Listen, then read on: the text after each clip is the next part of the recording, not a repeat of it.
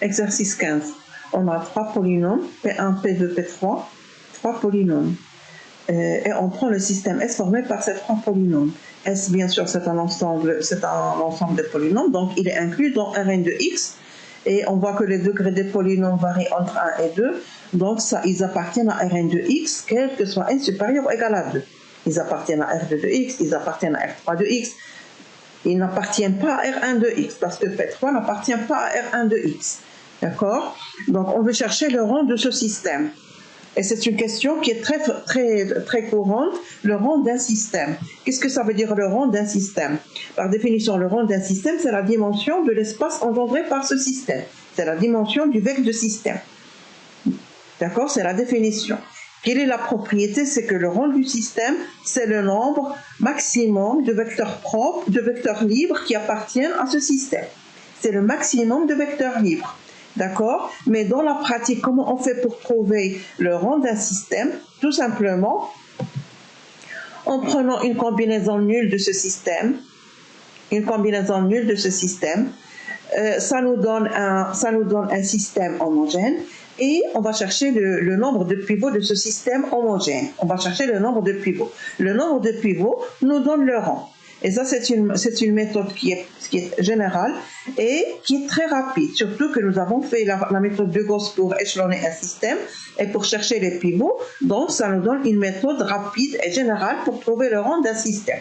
Donc, pour le système P1, P2, P3, on a pris la combinaison linéaire nulle. Ça nous donne gamma. Si on développe notre combinaison suivant les puissances décroissantes, ça nous donne gamma x carré plus alpha plus bêta x plus alpha moins bêta moins plus gamma égale polynôme nul, c'est-à-dire θ. Donc un polynôme est nul si tous les coefficients sont nuls. On obtient le coefficient constant, c'est alpha moins bêta plus gamma égale 0. Le coefficient en x, alpha plus bêta égale 0. Et le coefficient en x carré, gamma égale 0. Et vous voyez bien, on obtient un système qui est homogène. On va échelonner ce système pour lui chercher les pivots. D'accord? On a un premier pivot relatif à la première inconnue alpha qui est 1. On annule ce qu'il y a en dessous. On a maintenant l'habitude. La première équation, on la garde. La deuxième équation, on essaie de supprimer le alpha. On obtient 2 bêta moins gamma. La troisième équation ne contient pas d'alpha, donc on la laisse. On obtient ce système. D'accord? Alors ce système, il est déjà échelonné. On a combien? On a 1, c'est un pivot, 2, c'est un pivot, 1, c'est un autre pivot. On a 3 pivots et donc on déduit que le rang égale 3. Est-ce que vous voyez comme c'est rapide? Donc on a 3 pivots, on a le rang de S égale 3.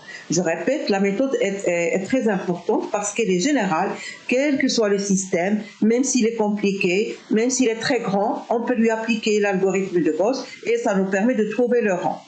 Maintenant, comment on peut aussi trouver le rang? Bien sûr, on peut faire des remarques. On peut remarquer ici que lorsque on a échelonné le système, on a obtenu gamma égale 0, bêta égale 0, alpha égale 0. Ça nous donne que S est un système libre. Et puisque S est un système libre, quel est le rang d'un système libre? C'est son cardinal. Et donc, on peut aussi déduire le rang de S par ce chemin, en disant que le rang de S égale son cardinal parce que S est libre. C'est clair? On peut aussi faire autre chose parce que notre système, il est très simple. C'est un système formé par 3 polynômes. On peut remarquer la chose suivante. On peut remarquer que P1, P2, le système formé par les deux premiers vecteurs, P1, P2, est libre, parce que c'est un système formé par 2 vecteurs. Quand est-ce que un système formé par 2 vecteurs est libre? Un exercice précédent, c'est lorsque ces 2 vecteurs ne sont pas proportionnels. D'accord? P2 n'est pas égal à alpha P1. C'est clair, P1 n'est pas égal à alpha P2, et donc ils ne sont pas proportionnels. Bien sûr, les vecteurs sont non nuls. C'est clair, il faut que le vecteur soit non nul et qu'il ne soit pas proportionnel. C'est vrai pour P1, P2, on déduit que P1, P2 est libre. Maintenant, lorsqu'on va ajouter P3, c'est sûr que P3 n'appartient pas avec de P1, P2. Pourquoi? Tout simplement parce que P3, c'est un polynôme de degré différent. Il est de degré 2. Il ne peut pas appartenir à un espace vectoriel de polynômes qui ne dépasse pas le degré 1. et donc P3 n'appartient pas avec 2P1, P2, ça veut dire que le système P1, P2, P3 est libre. Et par conséquent, son rang, c'est son cardinal, c'est-à-dire 3. Bon, bien sûr, ici, on a utilisé la particularité de notre système et on est parti après on a ajouté le troisième vecteur et après on a terminé parce qu'il n'y avait que 3 vecteurs. Donc c'est une méthode qu'on peut aussi faire, mais je répète, la méthode la plus générale reste la première qui consiste à chercher le rang en essayant de compter le nombre de pivots. D'accord? Alors maintenant notre système, il est de rang 3. Et donc son rang c'est son cardinal. Et donc on conclut qu'il est libre. Alors, puisqu'il est libre, il peut être une base. Il peut être une base pour quel espace? Il va être une base pour son vecte. D'accord? S est libre, ça veut dire que S est une base de vecte de S. Pourquoi ça va être une base de vecte de S? Parce que S va être un système générateur de son vecte, et étant donné qu'il est libre, ça veut dire que ça va être une base. Maintenant, S, il est inclus dans Rn de X. Pour quel N, il va être une base de Rn de X? Pour le voir, on va comparer la dimension de Rn de X et le rang de S.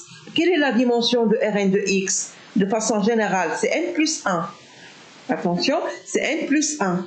Et quel est le rang de S qu'on a trouvé? C'est 3. Donc, à quelles conditions S va être une base de Rn de X? C'est lorsque le rang de S, c'est lorsque S, son cardinal, égale la dimension. C'est-à-dire que N plus 1 égale à 3. Bon, c'est clair, une petite opération, ça nous donne N égale 2.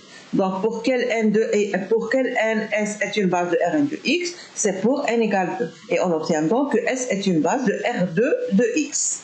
S est une base de R2 de X. Est-ce que S est une base de R3 de X? Non, tout simplement. Pourquoi? Parce que S est de cardinal 3 et R3 de X est de dimension 4. D'accord? Donc, ce n'est pas une base de Rn de X lorsque N dépasse 3. Bon, puisque ce n'est pas une base et puisqu'elle est libre, on peut parler de compléter le système S en une base de Rn de X. D'accord? Là encore, c'est une question qui se pose très souvent. Compléter, lorsqu'on a un système libre, on peut toujours le compléter. C'est le théorème de la base incomplète. Un système libre, on peut toujours le compléter dans un espace vectoriel pour obtenir une base de l'espace.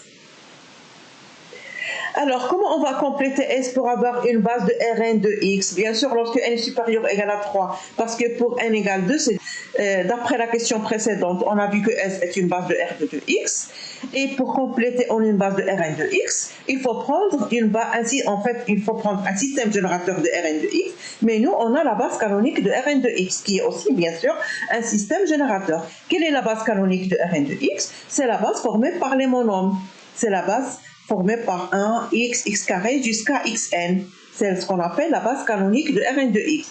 Bon, pour compléter S en une base de Rn de X, on va ajouter les vecteurs de la base canonique, mais des vecteurs convenables. Des vecteurs comment? Qu'est-ce que ça veut dire des vecteurs convenables?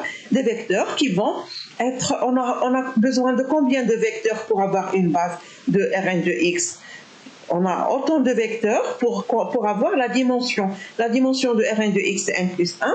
S contient combien de vecteurs? Elle contient 3 vecteurs. Donc, on a besoin de n plus 1 moins 3 vecteurs pour compléter. Alors, on va compléter par les vecteurs de la base canonique qui vont être libres avec S. On complète S par les vecteurs de B qui sont libres avec S, c'est-à-dire qui n'appartiennent pas à vecte de S. Donc, quels sont les vecteurs de la base canonique qui n'appartiennent pas à vecte de S? Quel est vecte de S? R2 de X. Quels sont les polynômes qui n'appartiennent pas à R2 de X? 1, il appartient, X, il appartient, X carré, il appartient, X3, X4 et les autres ne vont pas appartenir. Donc, on va compléter par les XK, K compris entre 3 et N. Et on obtient comme système le vecteur P1, le vecteur P2, le vecteur P3 et les monomes qu'on a ajoutés, les XK, K compris entre 3 et N. Donc, qu'est-ce qu'on peut dire de ce système? Il contient combien de vecteurs? Et là, nous avons N plus 3 moins 1. Et là, nous avons 3. Ça veut dire qu'on a N plus 1 vecteur, c'est-à-dire une base de Rn de X. Est-ce que c'est clair?